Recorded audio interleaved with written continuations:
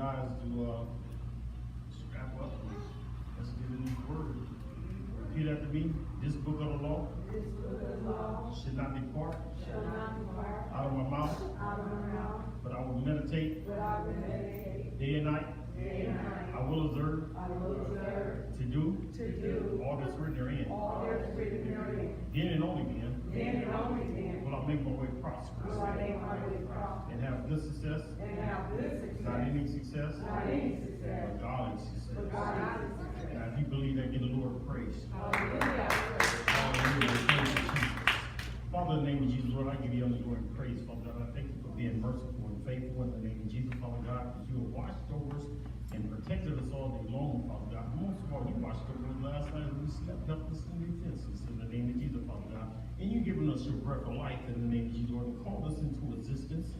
So, Father God, I thank you and I praise you in the name of Jesus, Father God. I ask you to forgive us of any sins we may have committed, not knowing in the name of Jesus, Lord, and the sin that we do know that we committed in the name of Jesus, Lord. I still ask you for forgiveness because there is nothing hidden from you in the name of Jesus, Father God. So, Father God, I ask you to cleanse us as we come to your table, the table that you prepared for us, the table that you have called us to. I ask you to cleanse us in the name of Jesus, Father God. I ask you to find our minds with your mind and our hearts with your heart in the name of Jesus, Father God. And Father God, I ask you to work my mouth. I ask you to put a ring of fire on every head that's in here and just our ears to the voice of just our ears to your voice in the name of Jesus, Lord, that we hear your voice and not my voice in the name of Jesus, Lord, and that we be partakers of your word and doers of your word. In Jesus' name, I pray. Amen and amen and amen. I will be teaching tonight, and I'm dealing with abiding in Christ. That is the topic of my message. Abiding in Christ, because I'm learning that as I go through the day, I have a tendency I want to pull myself off the branch, off the vine.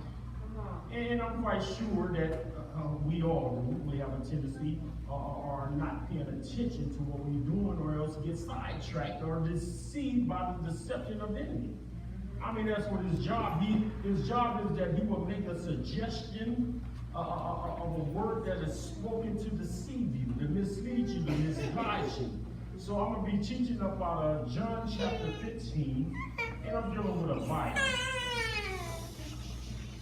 And starting at verse 1, it reads, I am the true vine, and my Father is the vine dresser. Any branch in me that does not bear fruit, that stop bearing, he cuts away, trim off, take away, and he cleans and repeatedly prune every branch that continue to bear fruit, to make it bear more and richer and more excellent fruit. Verses 3 says, I'm reading from Amplified. Verse 3 says, you are clean and pruned already because of the word which I have given you, the teaching that I have discussed with you. Dwelling in me, and I will dwell in you. That's verse 4. Live in me, and I will live in you. Just as no branch can bear fruit of itself without abiding in and being vitally united to the vine, neither can you bear fruit unless you abide in me. I want to start right there. I read from John 16, chapter 1, John 15, chapter 1, verse 1, down to verse 4. I stopped at verse 4. In the Old Testament, the nation of Israel was dispatched as the vine planted by Jehovah. But the nation proved to be unfaithful, unfruitful, so the Lord Jesus now presents himself as the true vine, the perfect fruitful fulfillment of all the other type of shadows. God, the Father, is the vine dresser.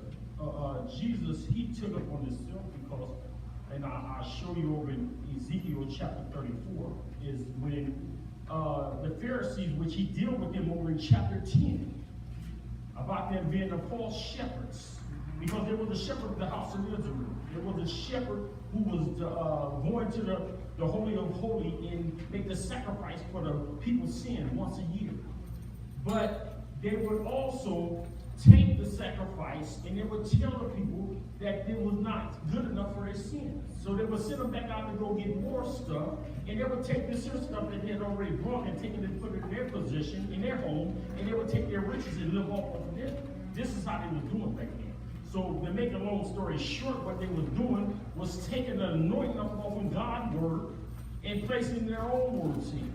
So they was like diluting the word of God. Right. So Jesus came for this specific purpose, not only to die for our sin, but he came to save the lost sheep as well. So this is what we're dealing with right here. So verse 2, the branch in him that does not bear fruit. So some thinks that this was a professor. Now we don't go with the professor because the professor is of a teacher, a preacher of this of a church. You also look at him as being a professor. So it says that he was also pretending to be a Christian, but have no real unity with Christ in faith. Now we're dealing with faith here as well as the Bible, because you got to have faith in God. Over in Hebrews chapter 11, verse 6, it says it's impossible to please God without having faith. Right. It's impossible to please God without having faith. Now we've been dealing with on Sunday morning is that God is calling us to operate in complete faith. When you operate in the complete faith of God, you operate in his dunamis power. Now, when he was nailed to the cross, he said, "It is finished," meaning you can't add to it, you can't take that away from it. He has all he's going to do. For us to operate in, everything has already been provided for us.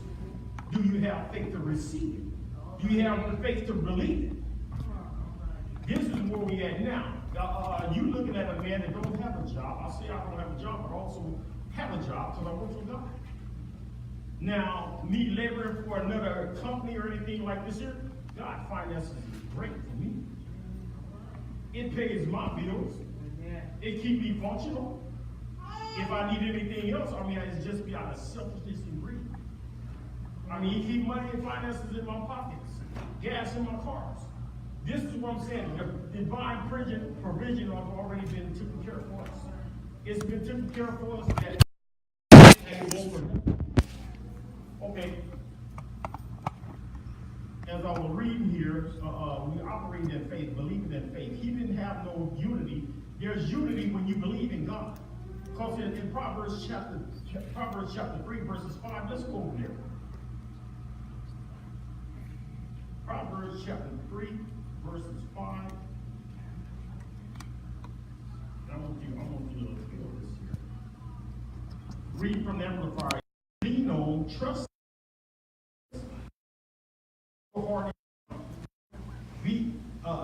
And do not rely on your own insight or understanding. That's the most problem that we have is our own insight. I'm reading from that report. That report put it as our vision. So we got a problem with everything we see we want. Or else I'm not going to believe it unless I see it. The show me state.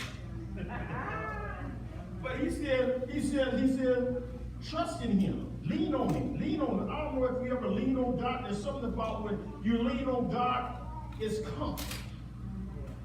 Just like Sister Nettie leaning on Brother Terry. It's the same way. When you lean and trust on God. When you came in here, you had faith in this chair that this chair was not going to fly and see. Never when you pick up this chair and examine it. You just came in and sit down. So when you lean and trusting on God, as it said, lean and trusting to be confident in the Lord with all your heart. See, that's the problem we have, is we don't really want to go to the heart of the problem within ourselves. We don't want to give our whole heart to God because we're so afraid that he's going to let us down. But then some of us got a problem with we want to do it ourselves. We want to do it ourselves. We go, Lord, what you doing, you did all right now, but let me take over me. I got it for me.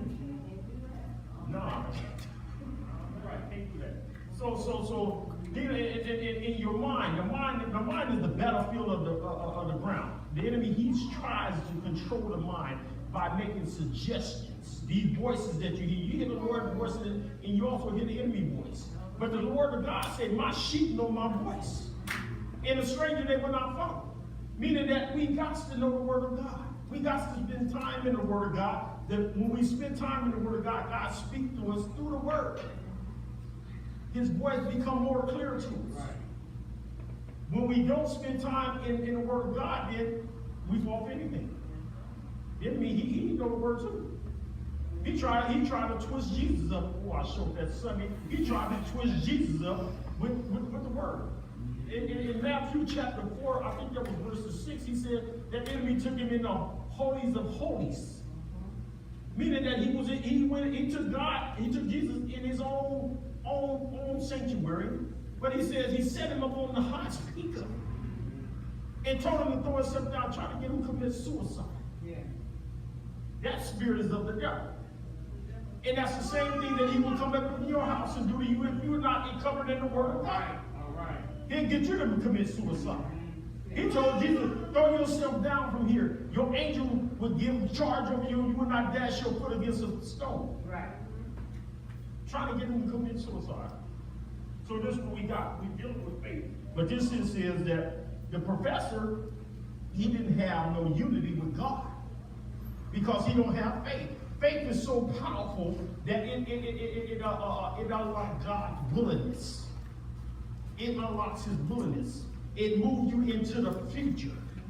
Oh, Jesus, my goodness. Okay, let me read a little more of this here.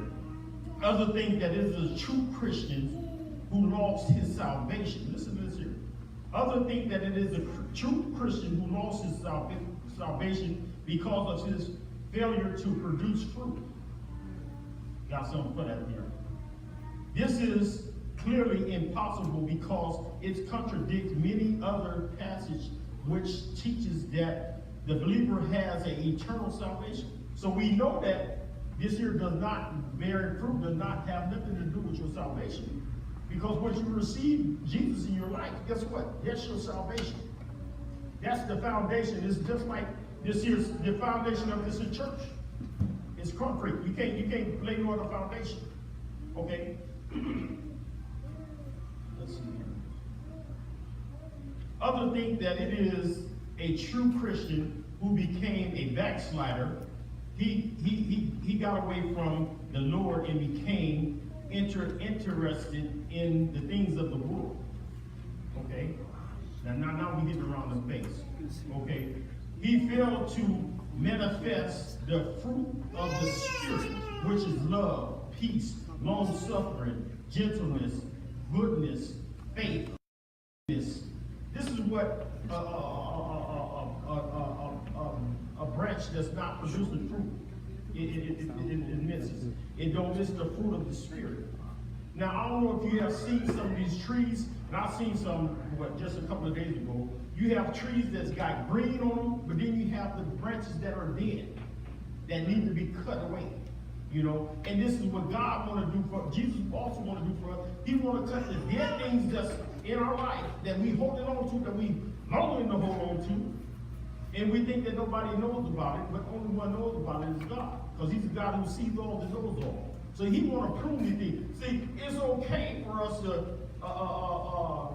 we want to pick and choose when God try to cut something about our life. Lord, don't pull me right there. But can you cut over here? You try to direct where the vine dresser gonna cut away from your life. And what I come to find out and what I come to know is that the things that are holding us bound from operating in His glory, holding us down from being closer to Him, that He desired for us to be, He desired for us to be so close to Him. I mean, the power that He wants us to operate in is plenty of people around here that's walking in bondage that He wants us to set free. But do you have that faith to believe that your mouth and your words are seasoned? We won't get down to that.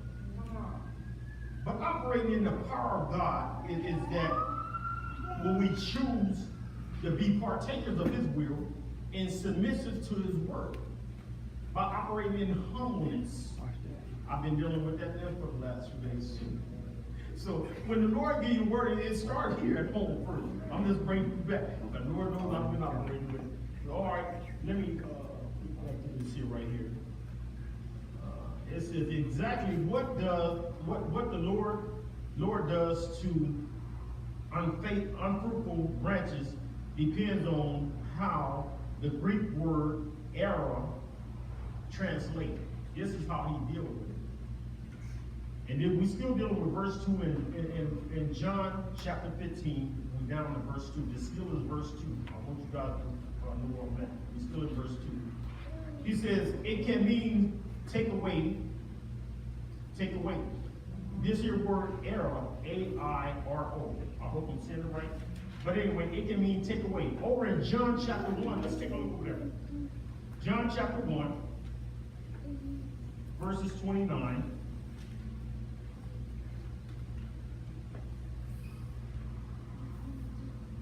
Verses 29 reads that the next day John saw Jesus coming to him and said, look, there's the Lamb of God who take away sin of the world. Take away. Meaning that he's willing to take away our sin once we confess him. He has no problem with pruning and cutting away from us the things that's causing division between us and him. The thing that's causing exposure and deterioration in us. Oh, Jesus, my goodness. I like that. Because if you only knew my testimony, if you only knew the things that through the years where I was on self-destruction and how he's operating in my life. Now I got a birthday coming up, and I'll be 10 years clean. That's right. Clean. In a month and a half, I'll be 10 years clean. So I got 2 birthdays. I got 2 birthdays. But I'll be 10 years clean from drugs, alcohol, and everything else that was causing me to sin, especially my tongue. The things, the way I used to talk, the curses that I used to speak out. I used to speak them out over myself and didn't even know it. Call myself cussing somebody else out, but I'm cursing myself. Well, I tell you, the enemy, he cold-blooded. So this is what pruning is. Pruning is the vine dresser. He wants to cut away things that's causing us dysfunctional, to become dysfunctional with God. Yeah. That being able not to understand what God is trying to elevate and take us to. It's called hindrance. It's called separation. Right now, if that was a real tree, you walk over there and take that leaf off that tree in the night. Now you can come back in the next day and it'll be withered, it'll be crunchy. Right. It won't have no movement in it. You see, when fall start to get here, you understand it's immortal. As they fall off the tree, they die. Same thing with us when we disconnected from Christ. Yeah. We die. The body goes self-destruction. Yeah. You just don't know it. I mean, just because it don't happen instantly, the body goes self-destruction because, number one, he is the author and designer of our bodies. Right. Being apart from Christ, I don't know how I got this far through the years that I was disconnected from him. But it was other people that were interceding on my behalf, my mother, grandparents, other family members, other church members that were interceding for me. Same thing we do for our kids. Hoping that they don't perish, hoping that they come to reality and their minds be woken by the word of God, that they submit to God. But right now, I cannot live without God. I can't do it. Not miss a day. I got to be in prayer. I got to spend time in His Word. It's a must. Okay, then it would refer to discipline, of physical death. This is what this means. Discipline to physical death. Go to 2 Corinthians. When we disconnected from God. 1 Corinthians chapter 11. 1 Corinthians chapter 11. And down in verse 30. He says, they're careless and unworthy is the reason many of you are sick. Now, this here right here, Pastor Real read this every first of the month before we take the communion. This here right here. But I just want to use you can go back up to 29 and come on down with it. But right here, at 30, it says, the careless, unworthy participant is the reason why many of you are weak and sick, and quoting enough of you have fallen into sleep of death. When we disconnected from God, it's just like this here. If you don't feed your body 3 and 4 times a day that we eat, our body will start to deteriorate. Sickness will come upon us as well. We'll be a loss of weight. Mind wouldn't even function right. We couldn't even, it'll be like Alzheimer's. You're going in there. If you only knew for 40 days and 40 nights that Jesus did not eat, the mind frame that he was in, when the enemy tried to beat him, tried to delude him with the words of misquoting the Bible and twisting it his way. We cannot stand up. We cannot even stand up on that. But I'm using this here as when we're not receiving the word of God. He said, man should not live by bread alone, but every word that proceeds out of the mouth of God. We must live on every word. This called nurture. It calls us to get more wisdom, more knowledge of who God is. It calls us to depend on God. It calls us to lean on God. When we know that we're going through trials and temptation, it calls us to cry out to God. James said, count it all joy when you fall into various trials and temptation. I'm at the point now where I live for trials. I know it's a reward coming with it. Count it all joy. Because it's more than shaking me. It's helping me to get closer to God. It helped me to depend on God. Okay. All right. However, some words may mean lift up. Lift up as in John chapter 8. Go to John chapter 8. This one here, lift up. Lift up. Yes. John chapter 8, verses 59.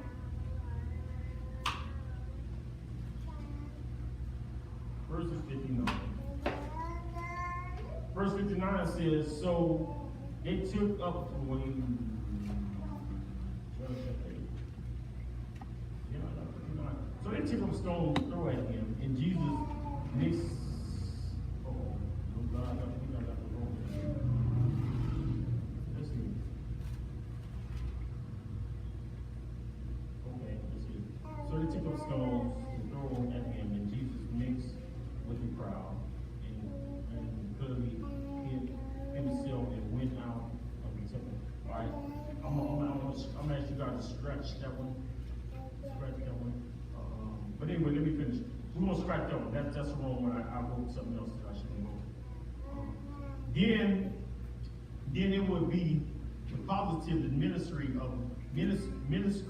of encouragement of fruitless branch that makes it easy to get light and air, hopefully for the branch to bear more fruit. Now, back in the day, or right now even today, when they have trees that's burnt down with fruits that have a tendency to bend the branch down, the fruit that's on those trees, they can't get light. So they're too far to the ground. So what they do, they take and they support them up. They take a board or a stick and they support it up so they can give more light and more air. They cause that fruit to become more ripe. The same thing with the Word of God. We should depend on the Word of God as that thing that encourages us. When we hear the Word of God, it should give us encouragement to know that we can trust and believe in God. Whatever situation that we go, His divine provision and His divine protection is already in activation. The only thing we got to do is trust and believe in God. Trust and believe in God. Okay, let's go back to John. John 15. And let's deal with some more this here.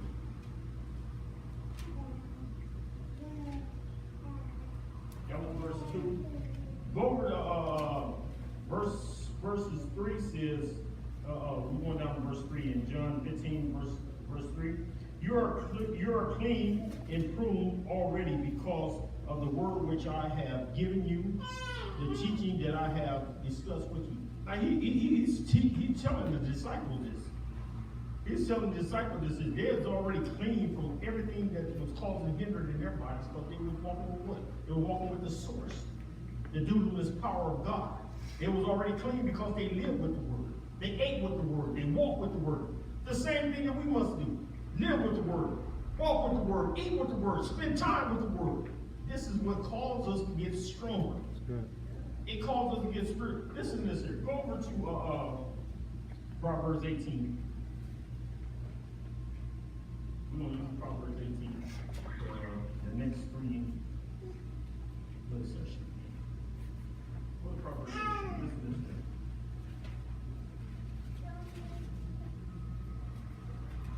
Proverbs 18.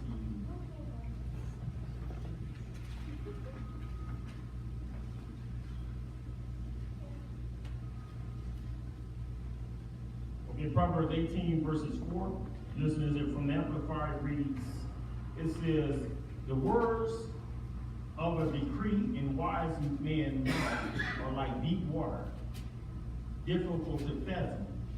In the fountain of skillful and godly wisdom is like a gushing stream, sparkling fresh and pure and life-giving.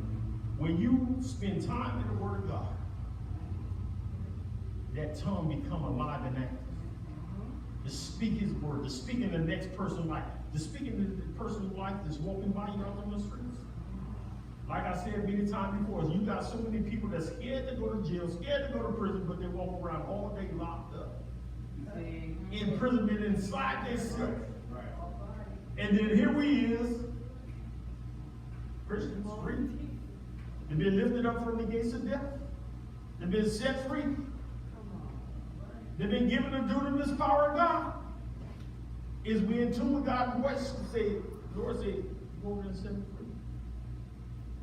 He says in his word, whatever you bind on earth should be bound in heaven, what you loose on earth should be loose in heaven. Do you have the faith that you got the power in your mouth to go over and speak into that person's life? To break the chain. No, wait. Or is we waiting on Jesus to come break the chain? Oh, wow. I'm just saying. I used to be scared to witness and talk to people about God. Until I ran across that scripture, you'd be ashamed of me. I'm be ashamed of you. I mean, why should I sit up here and he lift me up from the gates of death? Through my addictions and everything that was inbound, have one foot in hell and the other one wasn't too far from the other. Being in. But he lifted me up and he set me free. So why should I not be willing to be excited, encouragement to go speak the word of God, to go do the will of God? Just trying to, I'm not here to spank nobody or try to put anybody down. I'm trying to give a word of encouragement. No, Brother Terry. I'm trying to give a word of encouragement because we got so much work that needs to be done. We got a short time to do it. Yeah. I mean, hey, whoever speaking to me, I hope they give me some tools to use as well. You know, give me some tools to work. I also, when the pastor had me to teach, I also played iron sharpen iron. You know, meaning that if you have anything that the Lord has given you, please share it, because I don't know everything. I just know what He gives me. All right. So over in also, let's go stay in right there in Proverbs 18. Let's go with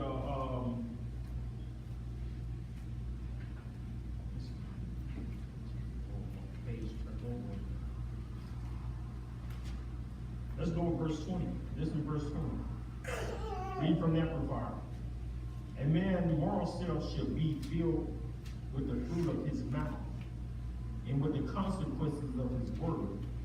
He must be satisfied whether good or evil. Death and life is in the power of the tongues, and those who indulge in it shall eat its fruit, or death or life.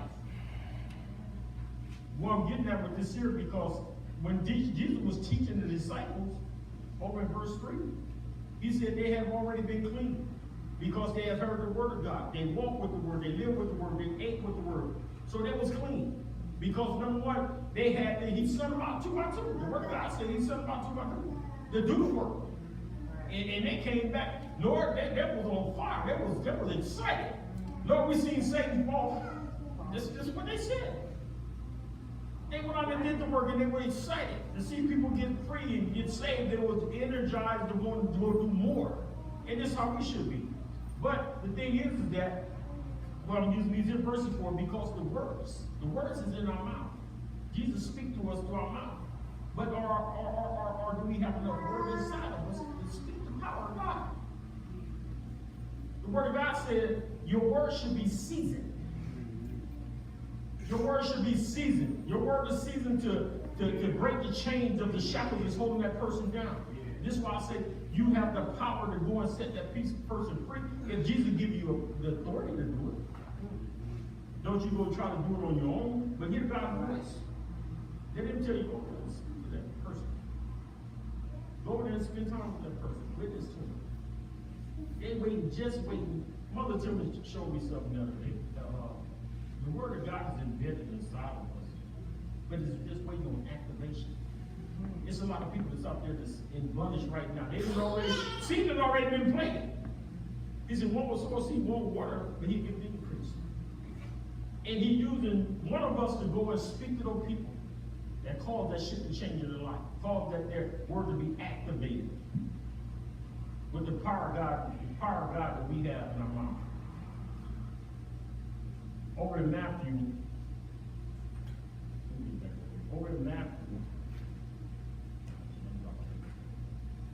Matthew chapter 5, verses 3.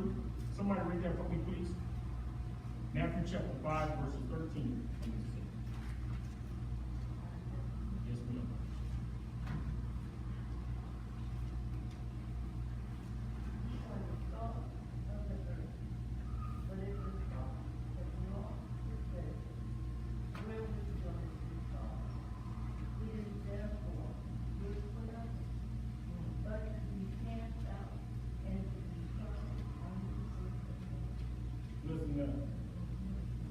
Let me get that on the internet.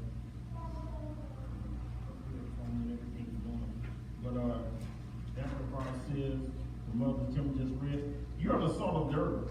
But if the salt loses its taste, its strength, its quality, how can it be saltless, be restored? It is good for nothing, anything, no longer, but to be thrown out and trampled up under the foot by men. If you lose your witness, the testimony that you do have that God has called you up out of your sin, and you're not sharing it, and you're wasting time with idle talk.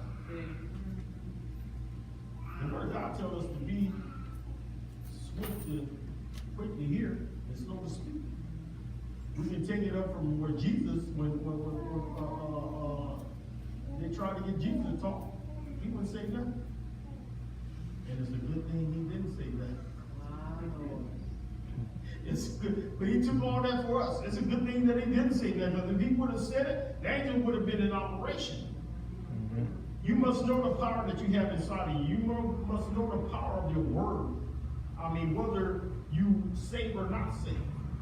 If you're not saved, you're disconnected. You consider as dead. I say you consider as dead if you don't have the life of Jesus inside of you. Because every word that comes up out of your mouth will be death. It's going to be a death sin that you cast on somebody.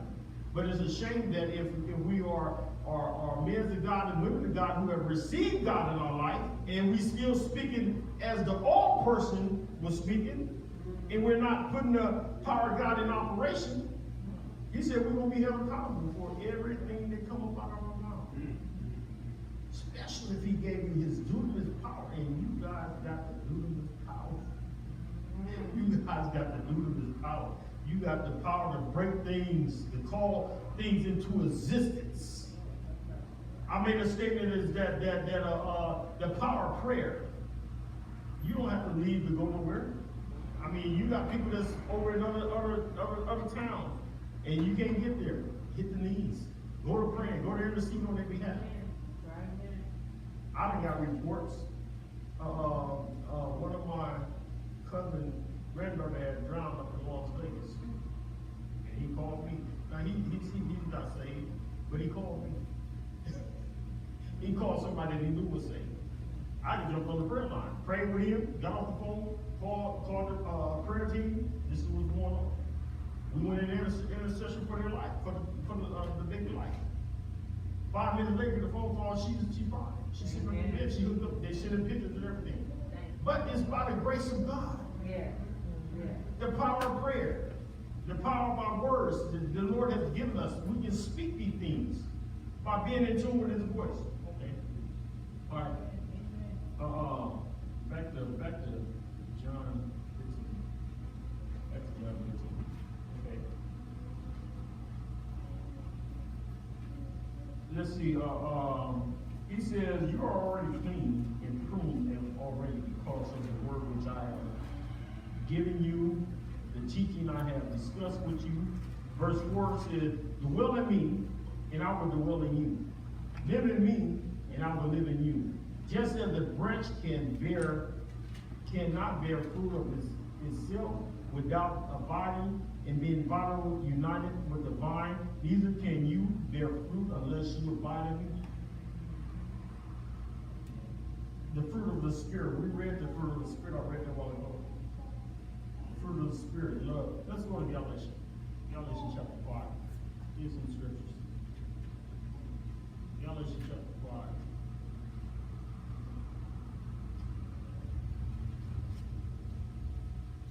God, you let your seeds get where you desire.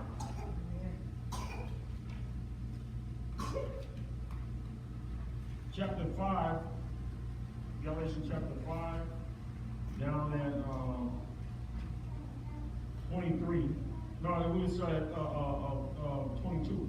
It says from that part, "But the fruit of the Holy Spirit, the work which has presented within accomplishment is love, joy, gladness, peace, patience, and even temper, and forbearance, kindness, goodness, benevolence, faithfulness, gentleness, meekness, self-control." You know, that self-control, I like that because you got some people say, "Oh, the Spirit," when they be cutting up and they have no control. They say the Spirit. It's the Spirit. Line on the Spirit. Because you put the Word of God over in the First Thessalonians says a man or a woman should know how to conduct himself in the body of Christ. So, yeah, in the Spirit, you should know how to conduct yourself. Whether if nobody around you, you should know how to walk as a man of God or a woman of God. Right. But God got his eyes on them. But these are the fruit of the Spirit that we should be operating in. You know, once we have the knowledge and we have the quality of time of spending with the Lord, these spirits should be desired when operating. Because when we was operating in sin, we didn't have no problem with the curses, the meanness, the selfishness, the anger. We didn't have no problem with that. And at one while, we thought it was kind of cool. Thought it was cool to act that way. Okay. But anyway, Galatians chapter 5, verses 22 down to 23, as well as 24. You guys can take that as well. Okay, let me go back over to John 15.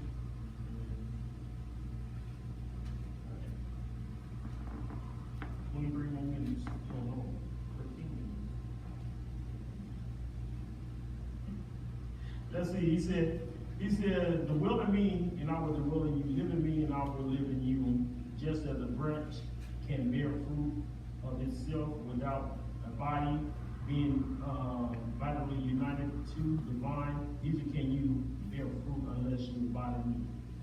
We cannot bear these here fruit that we just read over in Galatians. We cannot operate. If we're not reading the Word of God, spending time in prayer, guess what's going to happen? That old man will rise up. Now you can go back into Galatians chapter 5, read that in 16:09. Those things gonna pop right back up. Called you to. I noticed that when I get away from God, if I'm being pulled away from God, I start this. The old man start back up. You know, start to get snotty. I'm like, okay, well, what you do? Right. I be checking myself. I'm glad God allowed me to see that. To be able to check myself, and I ain't got to have nobody else check me. Right. Or else I ain't got to have him check me. Now, he will give you a chance to, you handle this here, either you deal with it, or else I deal with it. And he said he disciplined those who he loved. But he give you a chance, you come clean with it, or you can handle it yourself, and you will be all right. You know, but he allowed me to see that when I get in that position, and I'm like, oh, all right, we need to put you on a timeout. And sometimes I take it home, or else I sit in the car, and I get with it, you know, Lord help me, forgive me, you know. It's called repentance, which is not supposed to leave things that we know that we've done, and the conviction that's came, we should not leave it uncovered. Right. We is to deal with that. Deal with it. Ask for repentance. If you made somebody else mad, if you said something that's hurt to somebody, go back to them and repent. Ask them for forgiveness. I had a situation last week up at the MHA, and the young lady was trying to tell me how they was running the program. I'm like, okay, well, let's find it then. I'm getting ready to go to a funeral, and I was running the way you want to run it. You know, I've been up here the longest, you know, but do what you want to do. So she got upset and, you know, trying to keep on. So I said, look, do what y'all want to do. I'll come with you, you know. But then when the counselor came out there, she tried to, and it wasn't nothing but the devil. Yeah. First of all, you got to know who it is. And I identified who it was the devil. And he tried to assassinate my character. And try to blast me out in front of everybody, you know. And then the old man, he kind of rose up. I'm gonna keep it real. He kind of rose up, and I'm like, man, all I go in to just punch you. No. At least I am telling the truth. I ain't lying to you guys. I didn't say punch you, but slap him. I thought about hitting him, you know. But I said it though. But then I said, man, I'm going anyway. I'm leaving. So I went to walk out to my car. And God said, no, don't you leave, you go in there and deal with that.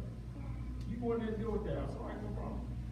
Put my stuff down, I'm going in there, I said, look, I want to apologize to you. And she talking to the counselor, and all of a sudden we got the Niagara Falls going on, water just flowing, you know. I'm like, too much on board, really true. He always attacking me. I ain't did nothing to this woman. You know, and I got the moment, I'm clean. And turn around, she just the waterfall going on and stuff, and I'm trying to apologize, and she's like, what? Well, I'm like, okay, all right, no problem. So the counselor, well, why don't you come back? I said, no, I'm not coming back to apologize. I'm gonna do this right now. So I told her, I said, look, what have I done to upset you? What have I said that made you get offensive or hurt your feelings? I said, I apologize, you know.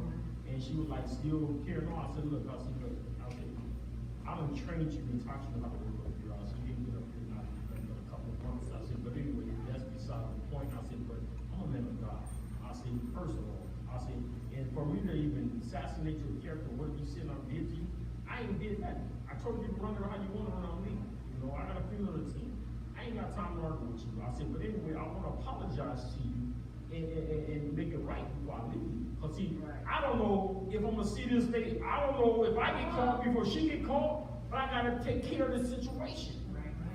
I got to take care of the situation. So I took care of that work situation. There was peace. You know, she quit crying and told me that she was sick, apology. But anyway, that's how we supposed to act. We're supposed to take care of the matter before we leave it not unattended. Okay. So over here in verse 4, dealing with the dwelling, if we're dwelling in Christ, His word will dwell in us richly. We ought to reflect. He don't have no problem with wanting to be seen. Is we reflecting ourselves, or is we reflecting Christ? Do we have a problem with showing God's power? Lord, I'm going to get out the way and let you do your thing. Let you handle your business. Because he turned around, he said he would not share his glory to no one, but he turned around and give you his glory. All right, so you guys got the glory. You guys got the. All right, let's deal with verse 5 and never get me out the door. I am the vine, you are the branch. Whoever lives in me, whoever lived in me, and I in him, bears much abundant fruit. However, apart from me, cut off from my vital unit with me, you can do nothing. You can't do nothing without the power of God, we're as helpless and defenseless. We can't, you know, he said over in John 14, he said that these things that I have done, you should do them when you will pray. That is some power. Anytime Jesus had the power to raise the dead, this is the type of power that you have. Limbs grow, open the blind eyes, open deaf ears, mute tongue. Now, you can look at two ways you can look at this. You can look at it spiritually or you can look at it physically.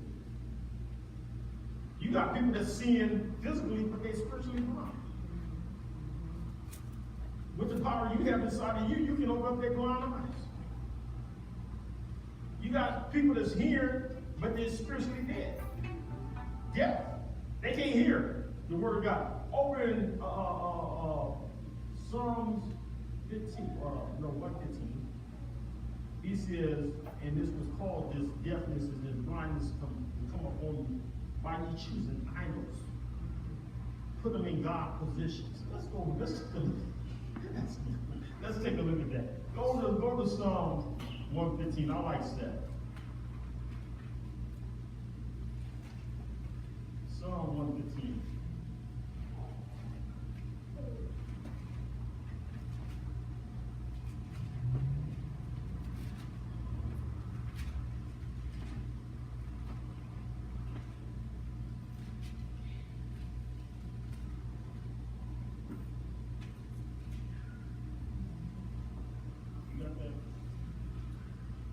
Let's see. Go down to and he says down in verse. I'm gonna start at verse 3. He says, "But God in heaven does whatever He please."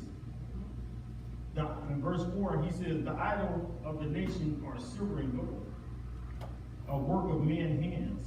They have mouths, but they speak not. Eyes they have, but they see not. Ears they have, but they hear not. Nose they have, but they smell not. They have hands, but they handle not. Feet they have, but they walk not. Neither can they make a sound from their throat. They who made idols, listen to this here, are just like them." This is how you become when you reject the word of God and you choose to operate in disobedience. And then turn around, you start to love your car or other things that become an idol. This is what it is. God said, anytime you reject, I'll make you look just like your idol. Wow. Just like you will not be able. Look what he did of the king Nebuchadnezzar. He rejected and being disobedient to God. He drew a hair balloon, roll hooks, start walking on all fours, start eating grass. Same thing with us. I mean, we're not exempt. When we put things in God's place, causing the separation between us and God, He don't take too kindly to that. So that's something we got to keep it where, even though it is in the Old Testament is alive and active as well. It's alive and active.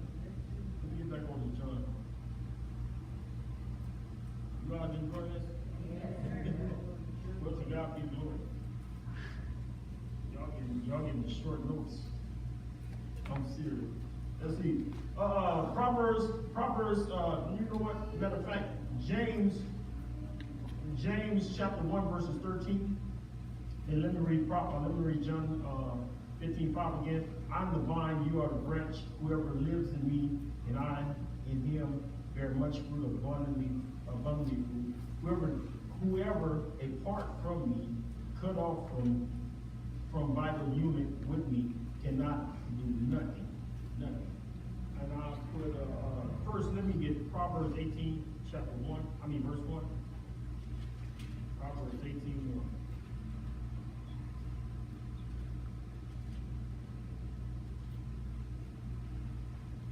I see it will be in Proverbs. Proverbs 8:1. "He who willfully separate, entangle himself from God, and man seek his own desire, protects pretense to break out against the wise and sound judgment. A self-confident fool has no delight in understanding, but only in revealing his personal opinion of himself. Wow. That is deep.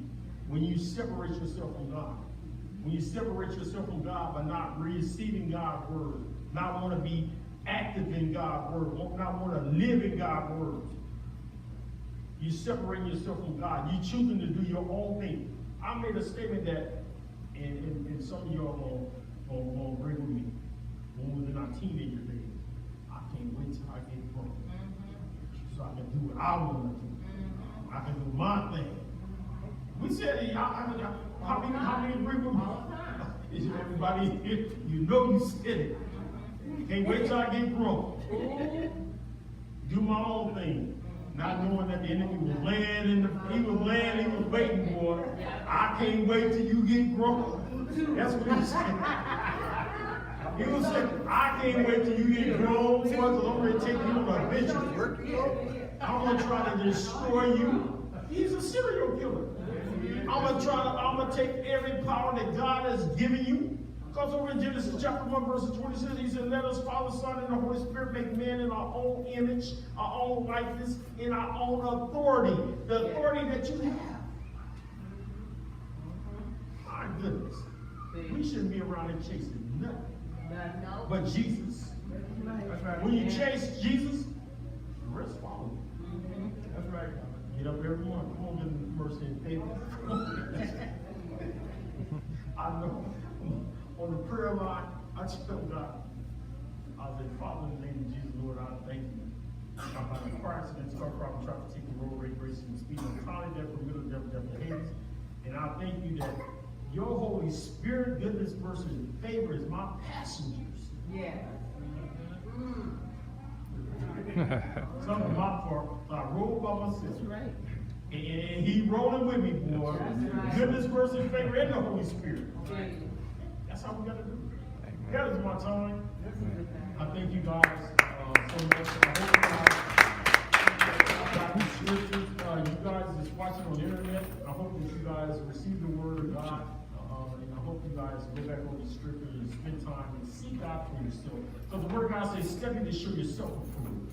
Study to show yourself approved. Because you will go through trials and temptations, but it's the word of God that will be activated in your life to help you excel through the trials and temptations. Thank you guys so much.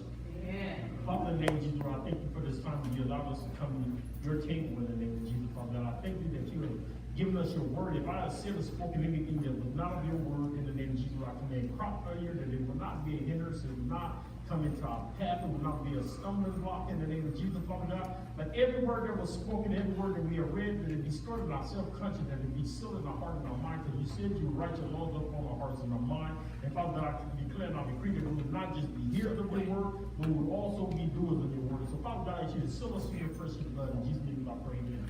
Amen. Okay. Is there anybody need prayer? You ready to go? Yeah, I got you.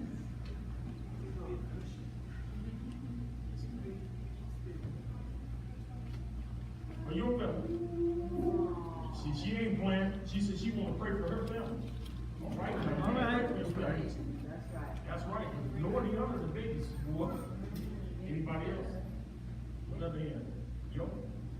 Pray for me and my family because we just lost an auntie on her birthday on the 2nd. Anybody else? Yes, ma'am.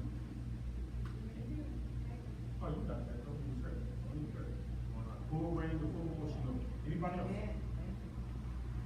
Get it there. Get it now. We all come together at once. Okay. Father, in the name of Jesus, Lord, you have heard the petition of the baby that we've been crying on and asking prayer for the number for the family in the name of Jesus, Lord. I ask you to let her have a sweet sleep tonight and the whole house in the name of Jesus, Father God. Let your spirit of shalom rest in that house, that when they go to bed tonight, there's rest in your bosom in the name of Jesus, Lord. And when they wake up in the morning, they be restored, they be be refreshed in the name of Jesus. Father God, I ask you to even let the baby be ministered to as she grows, that she become a mighty woman of God in the name of Jesus, Lord. I ask you to teach the parents how to teach her in the name of Jesus, Lord, as they go through the study and learning of who you is, that they show the children as well in the name of Jesus, Lord. For the word of God said, train a child up in the way that they should go, and when they old, they will not depart. So, Father God, I thank you that they hear tonight in the name of Jesus, Lord. And the baby's asking out for prayer of her family in the name of Jesus, Lord. I lift up Yo-Yo and her family in the name of Jesus, Lord. You know the situation. You know the homeborn of the one that just left from there, that you have called into your heaven in the name of Jesus, Lord. I ask you to give them comfort in the name of Jesus, Lord. But I ask you to let your word rise up inside of them. The ones that are saved, that they'll do ministry right now as they go through the funeral and go through the situation of this transition that's taking place of the absence of the family member in the name of Jesus, Lord, that your love and peace will operate through them in the name of Jesus, Lord, and your word be exposed through them in the name of Jesus, Lord, that their word be seasoned as they speak to the ones that are lost in the name of Jesus, Lord, that life will be changed and life will be saved in the name of Jesus, Father God. So I ask you to word their mouth in the name of Jesus, Lord, in the name of Jesus, Lord, but let your spirit of peace and your spirit of comfort rest in them in the name of Jesus, Lord, that your strength will be taken care of and through their family in the name of Jesus, Lord. And Father God, and Sister Linda asking for healing in her hand in the name of Jesus, Lord. And Father God, I declare and I decree that your hands will be a woman of healing in the name of Jesus, Father God. That she receive your healing as you bring every fiber of tissue, the red blood cell and the white blood cell that's running through her veins in her hand in the name of Jesus, Lord. Come in line with the anointing of your healing in the name of Jesus, Lord. That when she lay hands in the name of Jesus, Lord, people will get healed in the name of Jesus, Lord. That your healing will rest on her, it will operate through her in the name of Jesus, Father God. There's a reason why her hands were dysfunction and separated and broken in the name of Jesus, Lord. It was for you to get the glory in the name of Jesus, Lord. So, Father God, we kind of done it, and it is so that those hands will be healed in the name of Jesus, Father God. That whoever she lay hands for is whoever she prayed for. So, Father God, I ask you to bless the ones that's here in the name of Jesus, Lord. I ask you to put a ring of fire on every head and just our minds to the mind of Christ, Father God. As we leave from here in the name of Jesus, Lord, I ask you to release the angel, that the angel will before remove any hidden danger that enemy is sold in the pathway in the name of Jesus, Father God. About a car accident, car problem, trying to take the roadway racing, speeding up time, death, mental death, and death behavior. I declare and I decree when they return home, they find nothing missing, nothing broken.